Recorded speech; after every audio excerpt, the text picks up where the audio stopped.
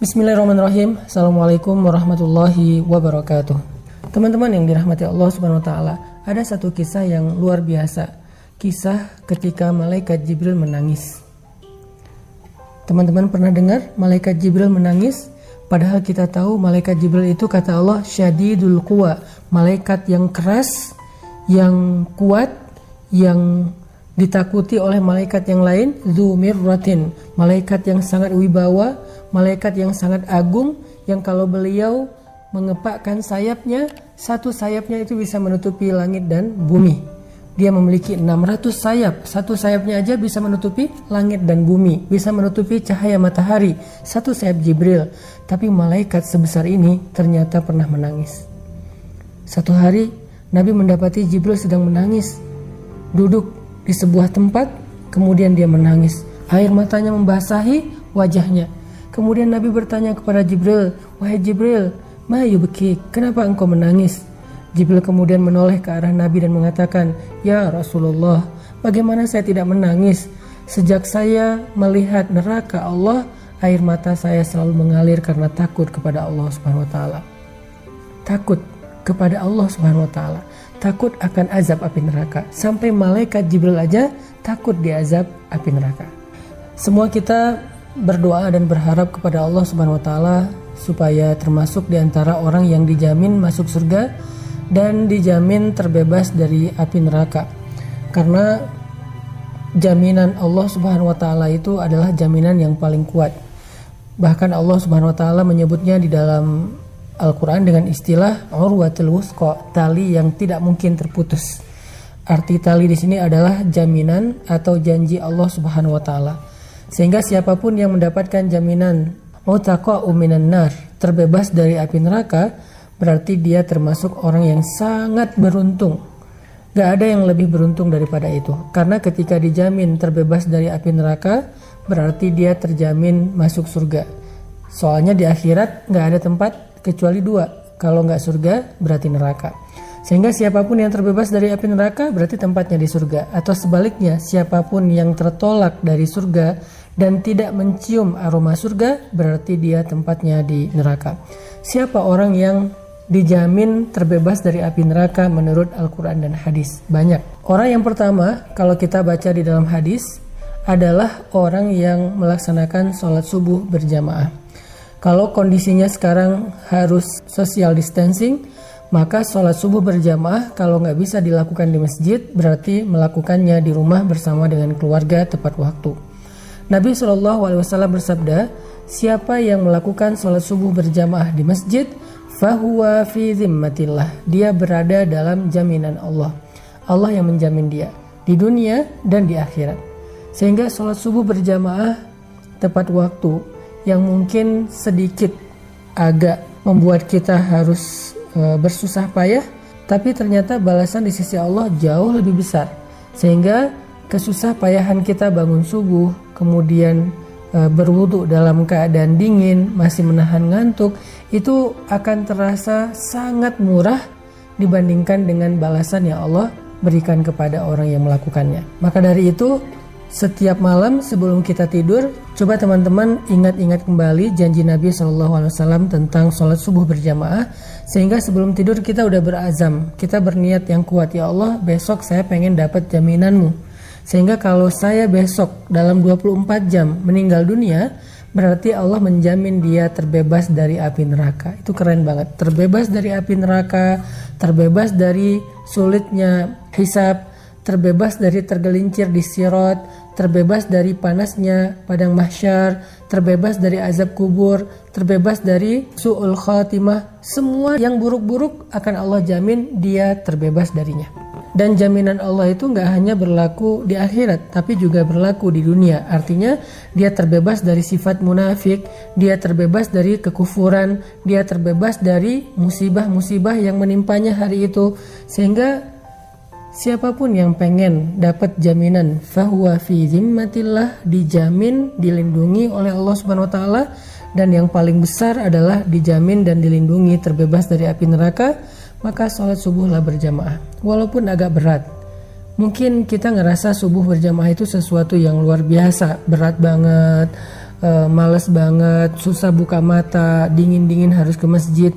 Tapi kalau kita bayangin ganjaran atau balasan yang Allah sediakan di balik ibadah itu, ternyata apa yang kita lakukan itu walaupun berat sangat murah dibandingkan dengan balasan di sisi Allah. Mau dapat jaminan 1 hari besok, sholat subuh berjamaah, niatkan sebelum tidur. Yang kedua, orang yang dijamin terbebas dari api neraka adalah orang-orang yang melaksanakan ibadah Ramadan dengan maksimal. Dia melakukan ibadah puasa dengan sempurna, dia melakukan ibadah sholat tarawih dengan sempurna. Kemudian dia memperbanyak amal-amal sunnah di antara kedua ibadah ini. Di antaranya dia melakukan ibadah zikir, dia tilawah Al-Quran, dia sholat sunnah, dia memberi makan orang yang berbuka puasa, dia kemudian bersedekah, dan banyak lagi amal-amal soleh yang dia lakukan sepanjang bulan Ramadan. Maka dia termasuk orang yang kata Nabi utaqa'u minan nar, dijamin terbebas dari api neraka. Ini jaminan yang susah banget untuk didapatkan kalau bukan karena Allah yang Maha Pemurah. Kalau bukan karena Allah Maha Pemurah, untuk terbebas dari api neraka itu susah banget. Bahkan neraka itu selalu merasa lapar untuk melahap manusia-manusia yang banyak dosa. Bahkan neraka itu mengatakan, hal min mazid, adakah tambahan? Aku ingin makan lagi, aku ingin makan lagi. Sehingga dengan kita berpuasa bulan Ramadan, melakukan ibadah sholat malam di malam-malam Ramadan, ditutup dengan Lailatul Qadar, dan kemudian diakhiri dengan takbir di hari Lebaran. Mudah-mudahan kita termasuk orang yang terbebas dari api neraka, yang bahkan Jibril cemburu kepada kita. Siapa lagi orang yang dibebaskan dari api neraka? Dalam sebuah hadis Nabi SAW bersabda, tahukah kalian siapa orang yang hurrima 'alan nar, yang dibebaskan atau diharamkan bagi api neraka? Neraka haram makan dia, dan neraka itu termasuk makhluk Allah yang tidak makan kecuali apa yang Allah halalkan bagi dia. Siapa yang Allah halalkan bagi dia? Orang-orang kufur, orang-orang munafik, orang-orang yang durhaka, yang banyak melakukan kezaliman. Tapi ini ada orang yang hurrima 'alan nar, yang diharamkan bagi api neraka, sehingga api neraka nggak mungkin makan dia, karena api neraka tidak mau makan kecuali yang halal baginya. Siapa orang yang hurrima 'alan nar, diharamkan bagi api neraka? Kata Nabi, orang yang hayyin, layyin, qaribin, sahlin. Orang yang hayyin, tenang, yang tidak mudah untuk berkeluh kesah, apalagi meratapi keadaan, meratapi takdir, meratapi musibah. Kedua, orang yang layyin, lemah lembut. Bahkan Allah Subhanahu wa taala menyuruh kepada Musa dan Harun ketika bertemu dengan Firaun, faqula lahu qawlan layyinan, ucapkanlah kepada Firaun ucapan yang lemah lembut. Bahkan ketika berhadapan dengan Firaun saja, di awal Allah menyuruh Musa dan Harun berkata lemah lembut. Bagaimana kita kepada orang tua kita? Apakah kita sudah layyin kepada orang tua kita? Bagaimana seorang istri kepada suaminya, suami kepada istrinya, orang tua kepada anaknya, sahabat kepada sahabatnya, bahkan tuan kepada pembantunya, atasan kepada karyawannya? Apakah kita layyin, termasuk yang apabila berbicara lemah lembut? Kalau kita termasuk orang yang bisa menjaga akhlak, tetap layyin, terutama kepada orang-orang yang harus kita bersikap baik kepadanya, seperti guru kita, ulama kita, pemimpin kita, orang tua kita di rumah nomor 1, pasangan kita, suami atau istri kita. Kalau kita bisa jaga terus dalam keadaan layyin, sampai kalau ditanya oleh seseorang kepada mereka, wahai fulana, bagaimana pendapatmu tentang suami kamu? Lalu dia menjawab, yang saya tahu suami saya itu orang yang lemah lembut, yang saya tahu istri saya itu orang yang lemah lembut, yang saya tahu anak saya itu anak yang lemah lembut, yang saya tahu orang tua saya orang tua yang lemah lembut. Kalau kita dikenal dengan layyin, berarti kita insya Allah termasuk yang dibebaskan dari api neraka. Yang ketiga, qaribin, orang yang qarib, akrab. Akrab itu akrab dalam bahasa Indonesia. Artinya orang yang tidak mau memutuskan silaturahim, yang menjaga keakraban dalam keluarga, orang yang gak jaim, orang yang mudah bergaul, orang yang mudah untuk dekat dengan orang lain dalam kebaikan-kebaikan, orang yang tidak sombong, yang membuat jarak antara dia dengan orang lain. Kalau kita bisa dekat bahkan dengan anak yatim terutama, siapa yang dekat dengan anak yatim di dunia, maka dia akan seperti ini di surga dengan Rasulullah SAW. Dekat dengan anak yatim, dekat dengan orang miskin, dekat dengan orang yang susah, dekat dengan keluarga besar kita, dekat dengan siapapun yang kita anggap mungkin kurang dari kita dalam banyak hal, kurang dari sisi fisik, kurang dari sisi harta, kurang dari sisi ilmu, sebutlah dengan orang yang masih awam, kita merasa dekat sehingga semua orang merasa nyaman dengan kita. Insya Allah berbahagialah, kita termasuk orang yang dijamin terbebas dari api neraka.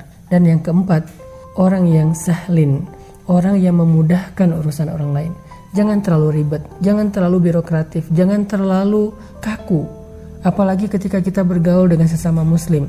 Ada beberapa urusan antara kita dengan teman kita, saudara kita, jangan terlalu kaku. Semuanya salah atau terlalu hard feeling. Semuanya disimpan di dalam hati, semuanya membuat dia emosi, gak ada rasa percaya kepada sesama muslim, sehingga semuanya tuh harus birokratif. Nah ini berarti dia gak sahlin. Seorang muslim dia sahlin dalam urusannya. Salah satu contoh sahlin memudahkan itu adalah hadis-hadis tentang masalah hutang piutang. Kata Nabi, siapa yang meminjamkan uangnya atau hartanya kepada saudaranya selama misalnya 1 hari, berarti selama 1 hari itu dia telah bersedekah sebanyak uang yang dia pinjamkan. Lalu besoknya saudaranya yang meminjamkan hartanya mengatakan, saya belum sanggup membayar, bolehkah saya meminta waktu lagi?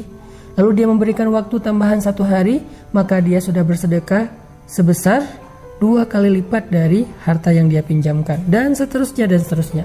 Ini artinya semakin banyak kita memudahkan urusan orang lain dalam interaksi kita sehari-hari, maka semakin kita mendekati jaminan Allah terbebas dari api neraka. Sampai Nabi mengatakan, siapa yang meringankan beban saudaranya di dunia, Allah ringankan bebannya di akhirat. Siapa yang mengangkat urusan atau hajat saudaranya di dunia, maka Allah mudahkan urusan atau hajatnya di akhirat. Fima ma'nah. Ini adalah diantara contoh-contoh orang yang Jibril cemburu kepada mereka karena mereka dijamin terbebas dari api neraka. Mudah-mudahan kita termasuk orang itu. Barakallahu fikum.